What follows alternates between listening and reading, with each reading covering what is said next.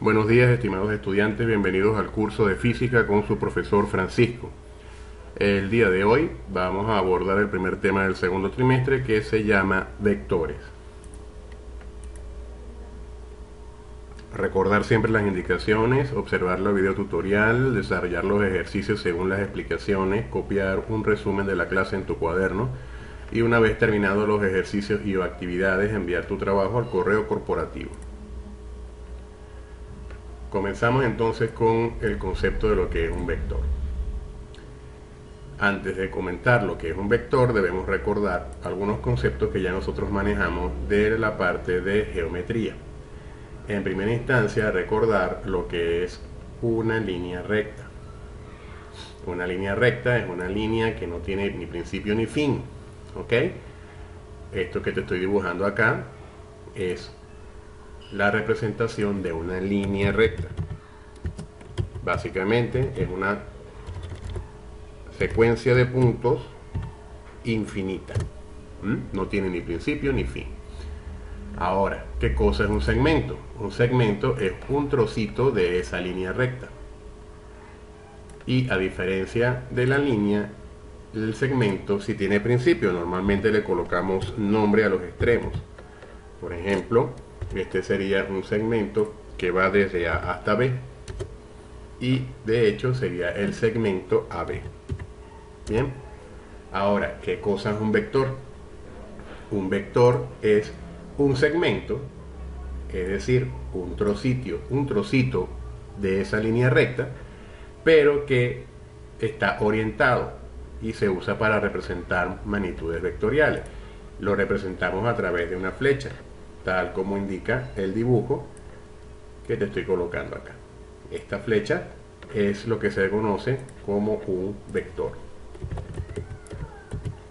Bien, entonces las magnitudes vectoriales tienen, además de tener un valor numérico, ese valor numérico se va a llamar módulo. ¿Ok? Y además de ese módulo tiene una unidad y tiene una dirección. ¿Cuáles son las magnitudes vectoriales? La fuerza, la aceleración, el desplazamiento y la velocidad. Bien, aquí tenemos algunos ejemplos de cómo se representan esas magnitudes vectoriales utilizando la flechita de la cual ya te conversé.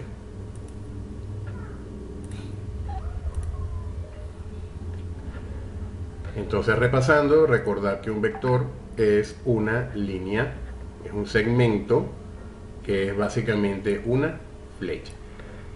Además, resaltar que el vector tiene un origen o cola.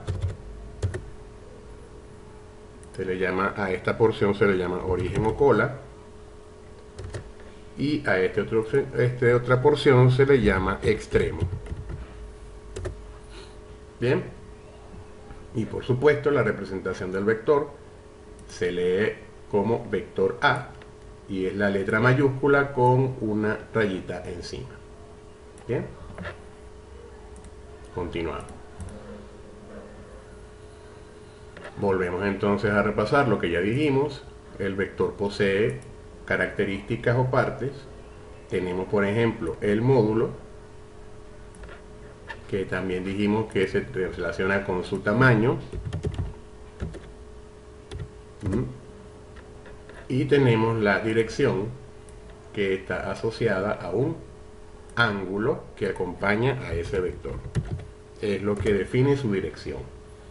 Bien, continuamos. Entonces, según la disposición de los vectores, yo puedo clasificarlos en tipos de vectores.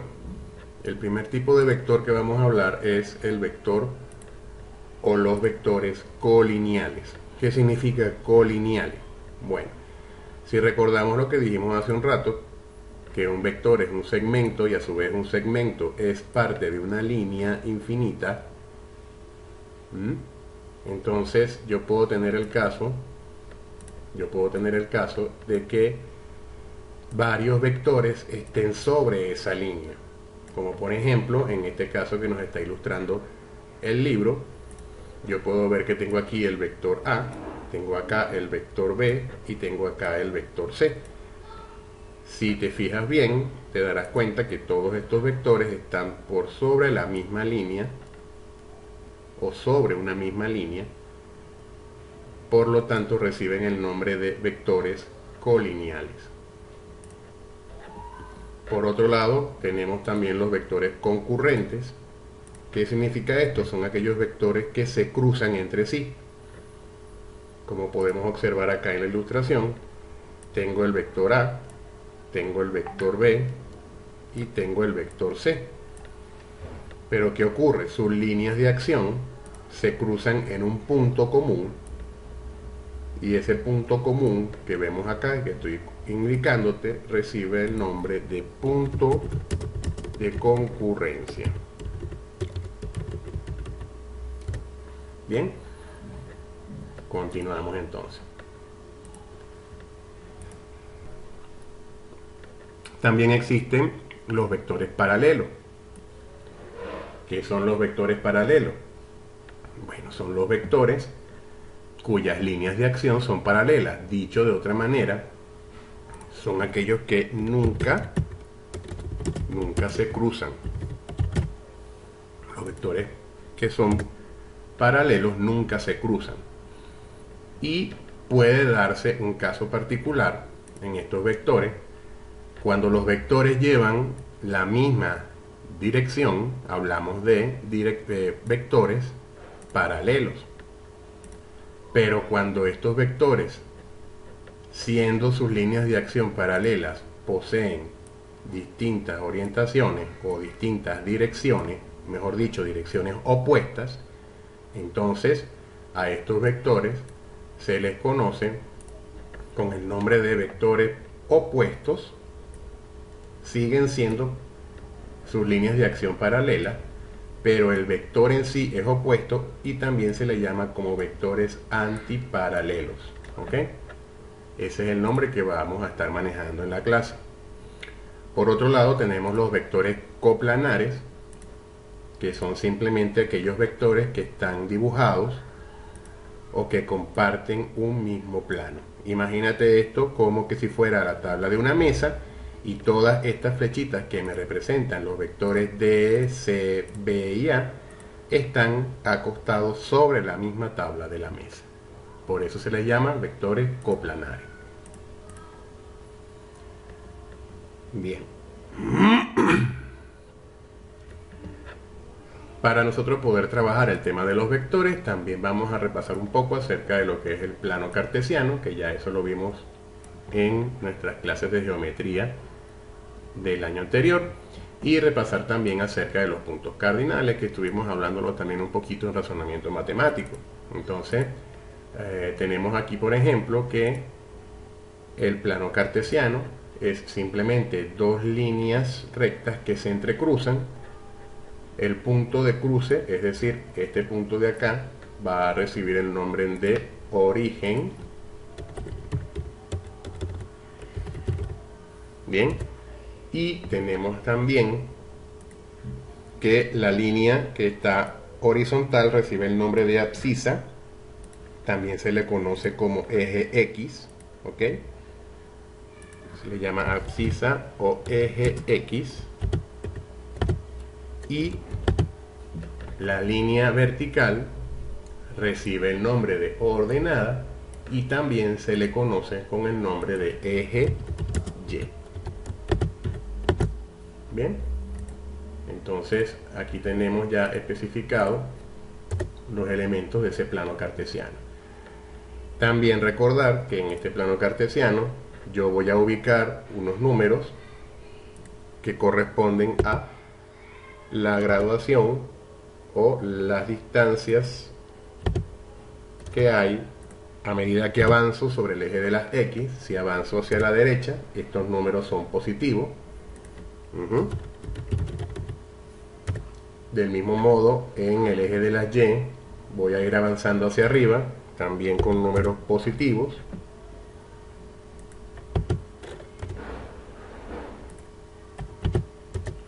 Y en este caso también, siempre que voy ascendiendo, los números son positivos. Bien, ahora, puedo avanzar sobre el eje de las X hacia la izquierda. En este caso, los números con los que voy a trabajar o los que voy a colocar serían negativos. Serían negativos. Entonces, siempre que cuento hacia la izquierda, uso números negativos. Y del mismo modo, si voy contando en el eje de las Y, pero hacia abajo, también voy a utilizar números negativos. ¿Ok? Tengamos eso presente para que no vaya a haber confusiones a la hora de utilizar el plano cartesiano. Bien. Continuando entonces con la explicación, refrescar un poco acerca de los puntos cardinales. Recordemos, los puntos cardinales son norte, sur, este y oeste.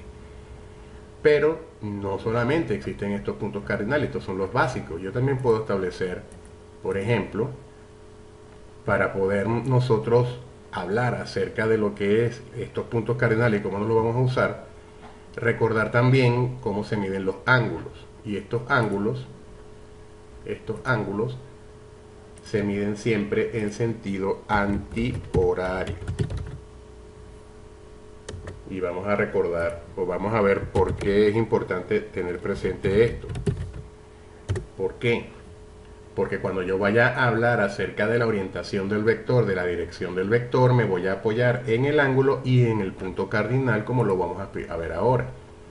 Por ejemplo, en estos puntos cardinales yo tengo también lo que se conoce como el noreste.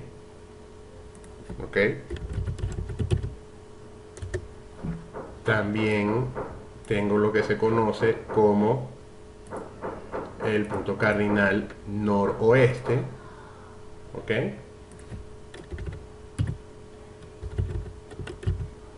Bien.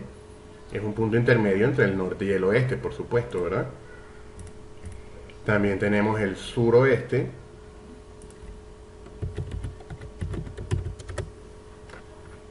Es un punto medio entre el oeste y el sur. Y también vamos a tener el otro punto cardinal que se va a llamar el sureste, que sería un punto medio entre el sur y el este. ¿Ok? Estos puntos cardinales expresados de esta manera nos van a ayudar a determinar las direcciones de los vectores con los que vamos a trabajar más adelante. Ahora bien, nosotros estuvimos hablando en clases, en cursos anteriores, acerca de cómo ubicar un punto en el plano cartesiano. En aquel momento me decían pues que el punto en el plano cartesiano iba a tener unas coordenadas en X y Y. Ya dijimos de dónde salen esos nombres. Bien. Y que esas coordenadas en X y Y las íbamos a ubicar en el plano cartesiano. Aquí tenemos tres ejemplos que son con los que vamos a ilustrar la explicación. Así tal cual como están, son simplemente puntos. Bien, así tal cual como están, son simplemente puntos.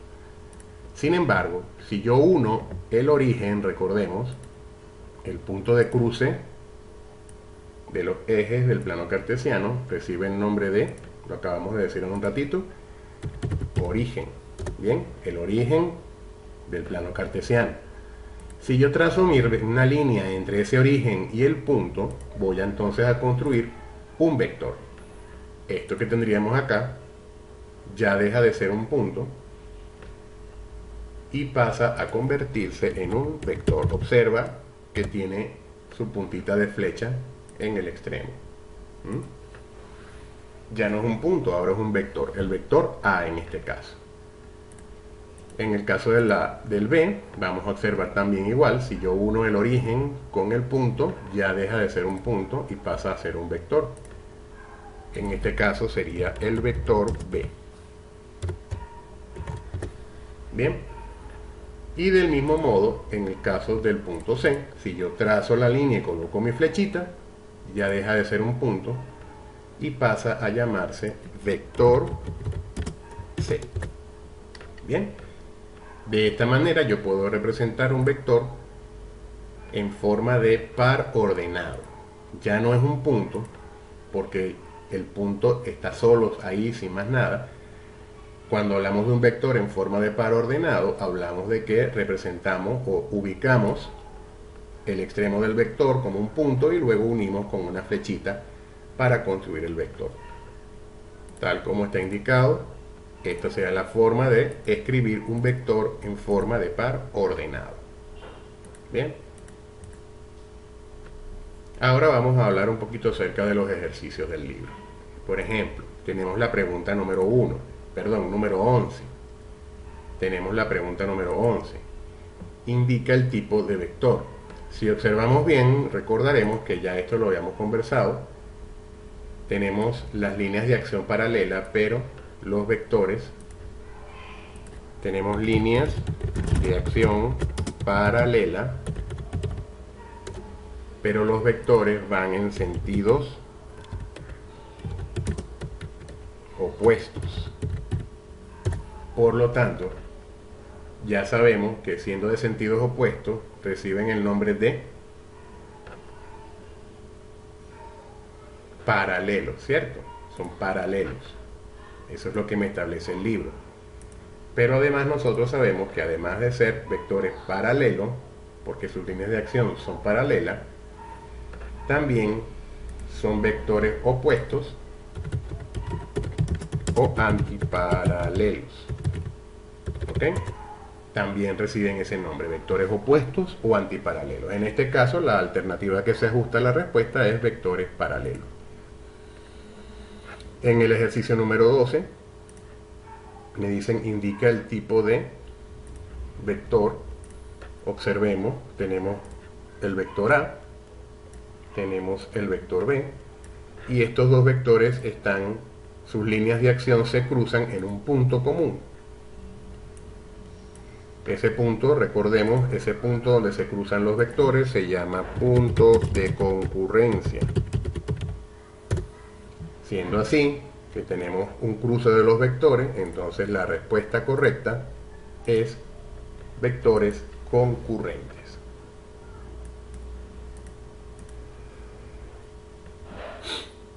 Bien, fíjense acá. El ejercicio me dice calcular la dirección del vector A. Nosotros ya en trigonometría en algún momento hemos trabajado acerca de lo que son los vectores suplementarios, los ángulos suplementarios. Y esos son ángulos que sumados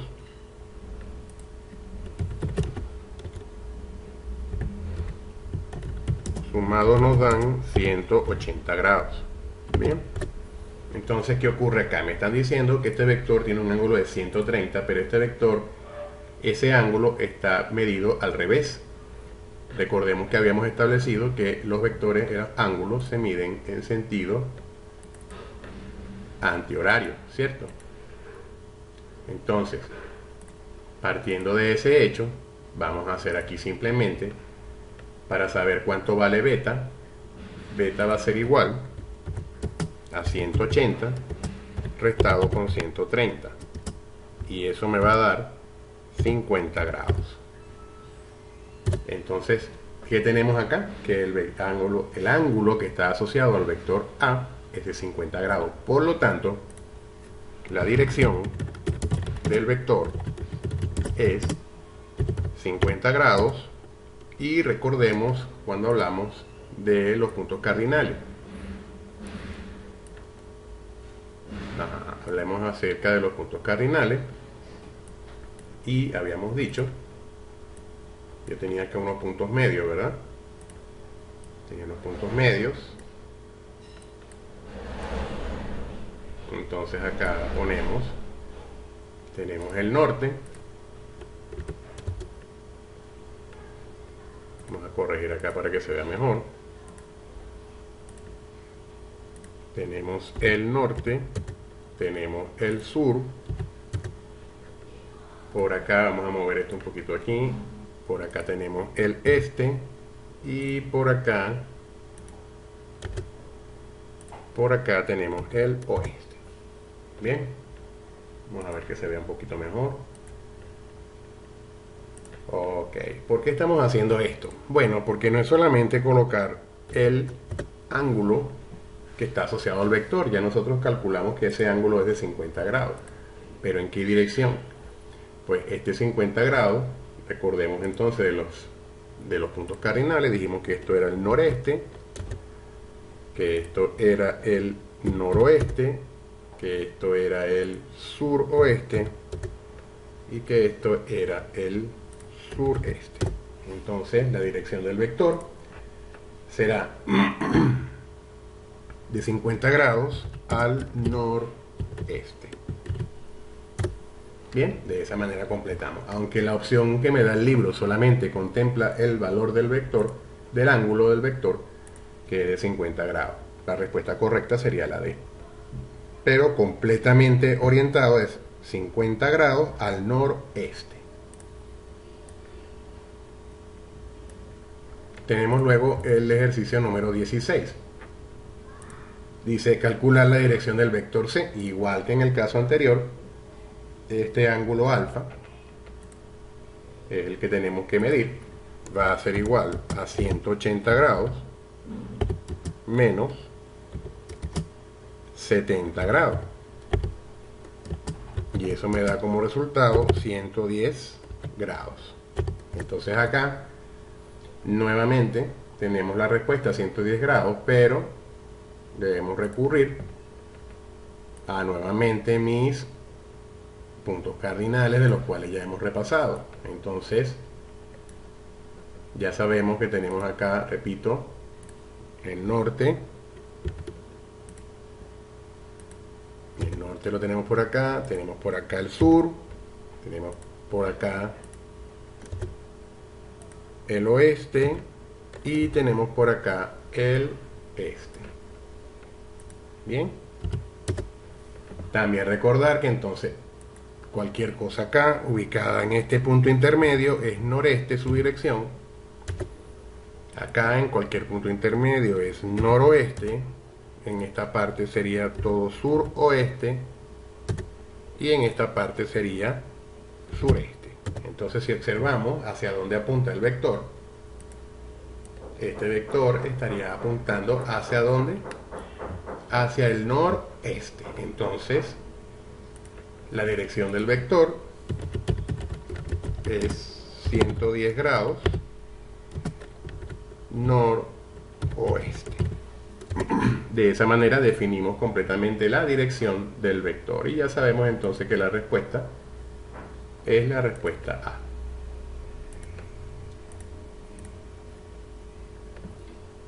Vamos ahora con el ejercicio 17. Me pide que calculemos el módulo del vector, el módulo del vector B. ¿Qué vamos a observar acá? Bien, tenemos que hay un valor de X que vale 20 metros. Recordemos de nuestras clases en aritmética, cuando hablamos de operaciones combinadas, tenemos acá entonces que el módulo del vector sería 2x más 3x más 2x otra vez. Pero resulta que x vale 20, entonces esto sería 2 por 20 más 3 por 20 más 2 por 20. Bien, entonces vamos obteniendo los resultados. 2 por 20 son 40, más 3 por 20 son 60 y 2 por 20 nuevamente son 40. Sumado, ¿cuánto me da esto? 140 metros. ¿Por qué? Porque la X viene expresada en metros. Aquí lo tenemos desde el inicio del ejercicio. Entonces, ¿la respuesta correcta cuál es? La respuesta correcta es la E, 140 metros. Y así hemos determinado el módulo del vector. Bien, ahora vamos a ir al libro y vamos a responder solo, repito, vamos a responder solo los ejercicios que estoy dejando indicados acá. El 9, el 10, el 18 y el 19 de las páginas 37, 38 y 39. Y del mismo modo, los ejercicios 1, 2, 3 y 4 de la página 40. Solo los ejercicios que estoy dejando indicados. Finalmente, también en tu cuaderno vas a representar en el plano cartesiano, los siguientes vectores. Recuerda, estos vectores que están acá están representados como par ordenado. ¿ok? Que no se nos olvide ese detalle. Así están representados. Entonces, siendo que están representados como par ordenado, recuerda que debemos dibujar, así como te expliqué en el ejemplo, vas a dibujar tu plano cartesiano, ¿ok? Que no se nos olvide, vamos a dibujar el plano cartesiano para poder hacer la representación correspondiente. ¿Bien? Bien, esto ha sido todo por el día de hoy. Espero que hayas comprendido la clase. Cualquier duda o inquietud puedes llamarme. Espero vernos muy pronto. Mil bendiciones.